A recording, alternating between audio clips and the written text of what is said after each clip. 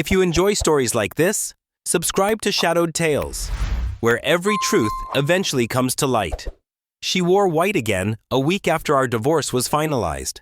It was the same kind of white she'd worn when we vowed forever. Radiant, ceremonial, a performance in silk. But now it felt theatrical, hollow. I remember standing there in the distance, watching her veil flutter in the breeze, and feeling an odd calm settle in my chest. Not sadness, not longing, just clarity. It wasn't just the dress or the setting.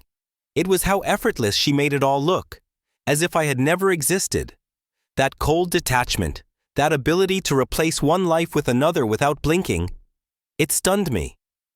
For a second, I wanted to scream, to break that illusion. But then I smiled, because I knew what she didn't. And that made all the difference. She stood at the altar like she hadn't spent the last year hollowing me out piece by piece. Her smile didn't flicker, didn't twitch, not even as she looked into his eyes with the same rehearsed devotion she once used to sell me on forever. But I wasn't watching her. I was watching him. And when I saw who he was, what he was, I couldn't stop laughing. Not out loud, of course. I'm not theatrical, I'm precise. That moment at their wedding was the harvest of a seed I'd planted months before. So let me take you back. Erica and I were married for 7 years. The first 3 were good. Quiet, safe, structured. We used to cook Sunday dinners together, laugh over poorly kneaded dough, and binge crime documentaries late into the night with her curled up on the couch, head resting on my chest. She'd text me midday just to say she missed me. Once, when I was hospitalized briefly after an accident, she stayed overnight in the chair by my bed, holding my hand. Those memories still come back uninvited. Not because I want to remember, but because forgetting them would feel like erasing a version of her I once believed in. Those years weren't perfect, but they felt real. Until they didn't. We built a life that looked good from the outside. I gave her stability. She gave me admiration. Or at least I thought she did. But admiration curdles into contempt when it's fake, and slowly, almost imperceptibly, she began to pull away. The signs were subtle. Longer hours at work, her phone always tilted away from me, laughter over messages I wasn't part of. I knew. I didn't confront her. I observed. Every lie she fed me, I filed away. Because quiet is power. People underestimate you when you're quiet. When she finally filed for divorce, she told me she wanted freedom. I gave it to her, with open hands and a still face. She walked away like a martyr, like she'd survived me. But she didn't know I already had the truth. His name was Todd. Todd Monroe. My friend. My employee. That's what made it funny. Not the betrayal itself, but who she betrayed me with. She married him a week after the papers were signed. But I wasn't surprised. I'd known for 6 months. I watched them at the company retreat slipping off together. I traced their calls. I pulled security footage, got hotel receipts. They thought they were ghosts. They were wrong. I didn't explode. I didn't beg. I adjusted. The day after she filed, I began rewiring my company. Todd worked in sales, mid-tier, charming, but sloppy. He had a habit of cutting corners to meet quotas, often exaggerating numbers or skimming over critical contract clauses. He missed deadlines, forgot to follow up with clients, and once misfiled a deal that cost us a major account. His charm masked the cracks, for a while, but I saw every mistake, every corner he cut. I made sure of it. I started routing sensitive deals through him, tracking every oversight, every mistake. He thought I was distracted. He thought the divorce had weakened me. He didn't see the wiretap in his office, didn't see the forensic audit, didn't see the NDA violations I fed him. I baited him, documented, dated. And Erica? She thought she'd upgraded. She flaunted him on Instagram like a trophy. My perfect husband, she wrote. She didn't know I already owned him. 2 weeks before their wedding, I had Todd fired. Not directly. That would be crude. No, I sold the company. Quiet deal. New ownership. Restructuring. Redundancies.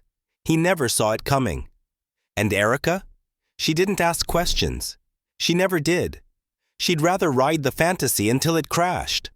The wedding was small, intimate, a vineyard outside the city. I wasn't invited, obviously. But I was there. You can watch anything from a distance if you know where to stand. She wore the same earrings I gave her for our 5th anniversary. Todd looked uncomfortable in his suit. Too tight. Power isn't supposed to look like it's pinching. When the officiant said, "Speak now," I almost did. Not because I had anything to prove, but because the irony was so pure, it deserved a voice. Still, I stayed silent. Let them have that moment. It would be their last. The downfall wasn't dramatic. That's not my style. Todd's bank accounts were flagged. The SEC got the files I'd prepared. Whistleblower documents, neatly bound, anonymously delivered. I didn't just ruin his job, I erased his future. And Erica? She married into a ticking bomb. A man under investigation. Assets frozen. Reputation scorched. I made sure the news broke during their honeymoon. She posted one last photo. Sunset behind them. Drinks in hand. Caption: "Starting forever with the love of my life." I remember staring at that post, sipping my morning coffee, letting the words sink in. There was something almost poetic about it. The calm before a storm she couldn't see coming. She thought she'd won. That she'd rewritten her story, this time with a man who would elevate her. But I knew the truth. That caption wasn't a declaration. It was a countdown. I didn't feel anger or spite, just an eerie sense of satisfaction. The kind you get when a plan plays out exactly as intended, and no one even knows you were ever there. Then the headlines hit. Former executive under federal investigation for fraud and breach of NDA. I pictured her reading it on the beach, sunburned and smug, watching the sand slip through her fingers like the life she thought she stole from me. She called me. Blocked number. I answered. She didn't cry. Not her style. But her voice cracked, just once, when she asked if I had anything to do with it. I told her the truth. No. Because by then, I didn't. My hands were clean. I'd set the dominoes, but gravity did the rest. She said, "You're laughing, aren't you?" I didn't answer. She hung up. I saw her once more. Months later. Grocery store. No makeup. No ring. She passed me in the frozen aisle, pushing a half-empty cart, eyes scanning the shelves without really seeing anything. There was a weariness in her gait, a hollowness to the way she moved. She didn't say a word, but her eyes betrayed her. They didn't burn with hate. They sagged with understanding and regret. It was like she wanted to speak, like some part of her still needed to, but the words never came. And in that silence, everything was said. She knew what I'd done. She knew why. And she knew she deserved it. And she knew she deserved it. I walked past her with peace in my chest and a quiet, private smile. Not because I ruined her, but because she thought I couldn't. And I did. Silently. Perfectly. Like I said, quiet is power.